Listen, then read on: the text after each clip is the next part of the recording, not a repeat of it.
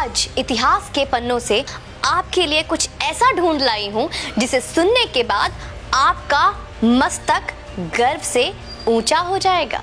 जब भी हम उत्तर प्रदेश के मुख्यमंत्री और हम सबके प्रिय कानून का रखवाला कहूंगी मैं मुख्यमंत्री की बात करते हैं तो योगी आदित्यनाथ महाराज के कुशल नेतृत्व का ध्यान से देखते हैं तो उनमें एक ऐसे प्रतापी राजा की छवि दिखती है जो भूतो न भविष्यति गुणों से पूर्ण थे, यानी उनके जैसा न उनसे पहले कोई हुआ और न उनके बाद।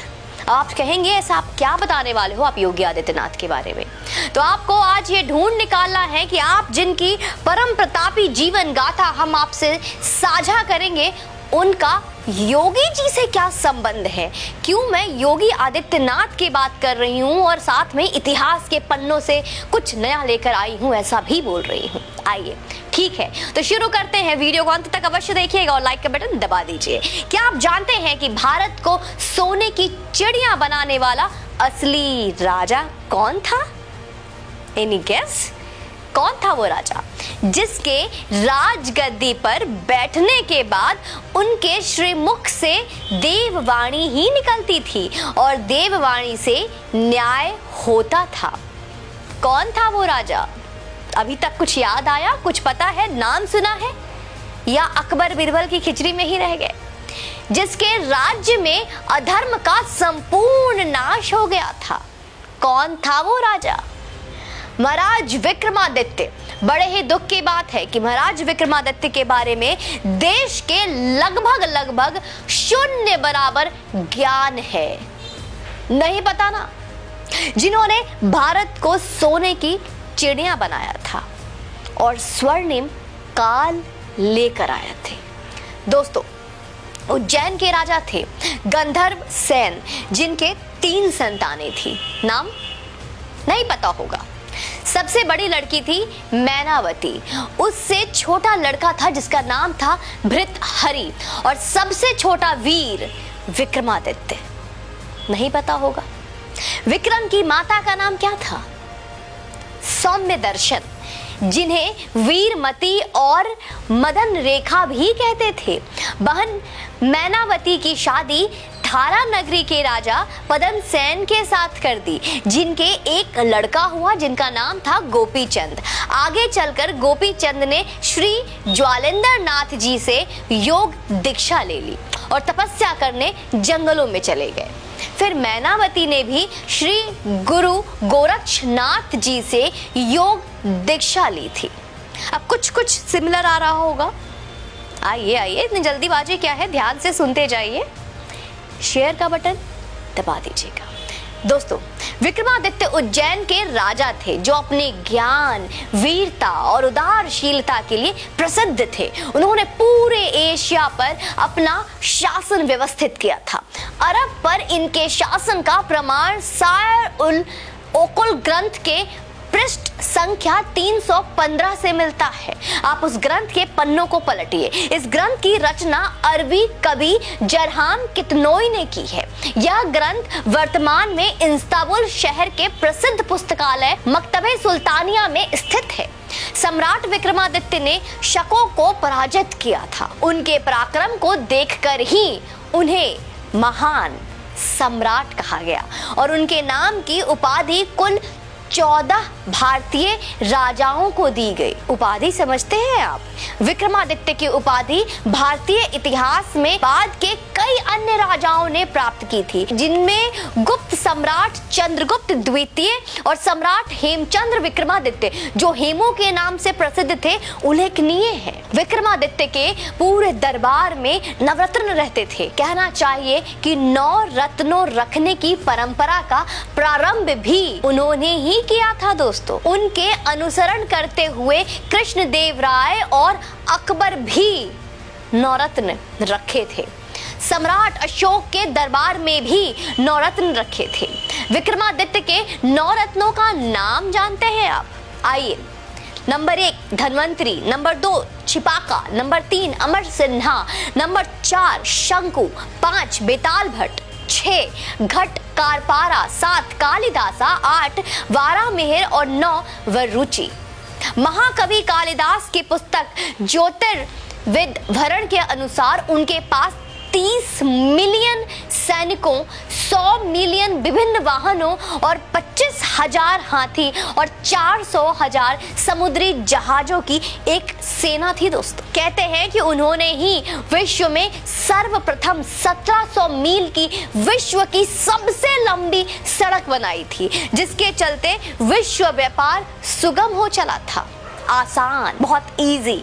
आज ये देश और यहाँ की संस्कृति केवल विक्रमादित्य के कारण अस्तित्व में है। इस बारे में ज्ञात है आप? अशोक मौर्य ने बौद्ध धर्म अपना लिया था, शायद ये इतिहास के किताबों में भी पढ़ाया गया था, और बौद्ध धर्म बनकर 25 साल राज किया था। भारत में तब सनातन धर्म लगभग समाप्ति पर आ गया था दोस्तों। जी हाँ, आप बहुत चौंक रहे होंगे सुनकर कि मैं क्या कह रही हूँ। देश में बौद्ध और अन्य हो चुके थे। रामायण और महाभारत जैसे ग्रंथ खो गए थे, बिल्कुल खोने से लग गए थे। महाराज विक्रम ने ही पुनः उनकी खोज करवाकर उसे स्थापित किया, विष्णु और शिव जी के मंदिर बनवाए और सनातन धर्म की फिर से संरक्षण किया, बचाया। विक्रमादित्य के 9 रत्नों में से एक कालिदास ने अभिज्ञान शाकुंतलम लिखा। अभिज्ञान शाकुंतलम का नाम शायद कुछ सनातनियों ने पहले भी सुन रखा होगा, जिसमें भारत का इतिहास है। अन्यथा भारत का इतिहास कहा क्या मित्रों? हम भगवान कृष्ण राम को ही खो चुके थे। हमारे ग्रंथ ही भारत में खोने के कगार पर आ गए थे। बहुत चौंकाने वाली बात बता रही हूं मैं आपको। उस समय उज्जैन के राजा भृतहरि ने राज छोड़कर श्री गुरु गोरक्षनाथ जी के योग की दीक्षा ले ली और तपस्या करने जंगलों में चले गए और अपना सारा राज अपने छोटे भाई विक्रमादित्य को सौंप दिया।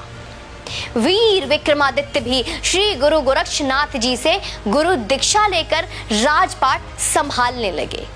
और आज उन्हीं के कारण, हाँ मैं फिर से बार बार दोहराऊंगी, आज उन्हीं के वजह से, उन्हीं के कारण सनातन धर्म बचा हुआ है। हमारी संस्कृति, हमारा धरोहर बची हुई है। Our heritage, our culture is still safe because of him। महाराज विक्रमादित्य ने केवल धर्म ही नहीं बचाया है, उन्होंने देश को आर्थिक तौर पर सोने की चिड़िया बनाई। उनके राज को ही भारत का स्वर्णिम राज कहा जाता है दोस्तों। विक्रमादित्य के काल में भारत का कपड़ा विदेशी व्यापारी सोने के वजन से खरीदते थे। एक वो वक्त था, भारत में इतना सोना आ गया था, इतना अधिक सोना था कि वो सोना नहीं, गोल्ड। सब लोग सो जाओ, गोल्ड। विक्रमादित्य काल में सोने के सिक्के चलते थे। आप गूगल इमेज कर विक्रमादित्य के सोने के सिक्के देख सकते हैं कि किस तरह के सोने के सिक्के उस वक्त होते थे, किस तरह के सोने के सिक्के पाए जाते थे उनके काल में। कैलेंडर जो विक्रम संवत लिखा जाता है वह भी विक्रमादित्य का स्थापित किया हुआ है। हमें उसे फिर से लाना है। आज जो भी ज्योतिष गणना है, जैसे हिंदी संवत, वार, तिथियां, राशि, नक्षत्र, गोचर आदि, उन्हीं की रचना है। वे बहुत ही पराक्रमी, बलशाली और इतना ही नहीं, बहुत ही बुद्धिमान राजा थे। कई बार तो देवता भी उनसे न्याय करवाने आते थे। आप इस बात से अंदाजा लगा सकते हैं।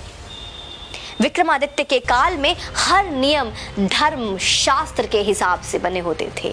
न्याय, राज सब धर्म शास्त्र के नियमों पर चलता था। आप इससे उनका छवि अपने मस्तिष्क में खुद निर्माण कर सकते हैं। विक्रमादित्य का काल प्रभु श्री राम के राज के बाद सर्वश्रेष्ठ माना गया है, जहां प्रजा धनी थे, जहां प्रजा खुश थे और धर्म पर चलने वाले थे। बड़े दुख की बात है कि भारत के सबसे महानतम राजा विक्रमादित्य के बारे में हमारे विद्यालयों में, स्कूलों में, कॉलेजों में कहीं कोई स्थान नहीं है। कोई उचित स्थान ही नहीं दिया गया उन्हें। देश को अकबर बाबर, औरंगजेब जैसे दरिंदों और आक्रांताओं का इतिहास पढ़ाया जा रहा है। उन्हें महान बता इस वीडियो को अधिक से अधिक शेयर करें। हर उस योगी समर्थक तक भी पहुंचाइए जो योगी जी का खुद को प्रशंसक बताते हैं। हम भी तो देखें कि कितना जानते हैं आप योगी आदित्यनाथ के बारे में, और कितना चाहते हैं आप कि इतिहास का वो सच जो हम तक आज तक पहुंचा ही नहीं, वो किस तरह से सनातनियों के पास पहुंचना चाहिए। उसकी कोशिश, उसका प्रयास अब आपको करना पड़ेगा। मैं, हमारी पूरी टीम कोशिश करती है ऐसे कई सच को उजागर करने की जिनके बारे में आपने ना पढ़ा ना आपको बताया गया, जिन्हें हमेशा गुप्त और अंधेरे में गुम करने का प्रयास किया गया। आपसे निवेदन करूंगी कि आप इस वीडियो को शेयर अवश्य करें, लोगों तक अवश्य इस वीडियो को पहुंचाएं और अपनी क्षमता, अपने योग्य के अनुसार, अपनी प्रसन्नता के अनुसार जितना भी आप समर्थन हमें करेंगे, हमारी टीम की मनोबल और दोगुनी होगी और अच्छा काम करेंगे। आप चैनल पे यूं ही बने रहें और अपना समर्थन देते रहें। जय हिंद, वंदे मातरम।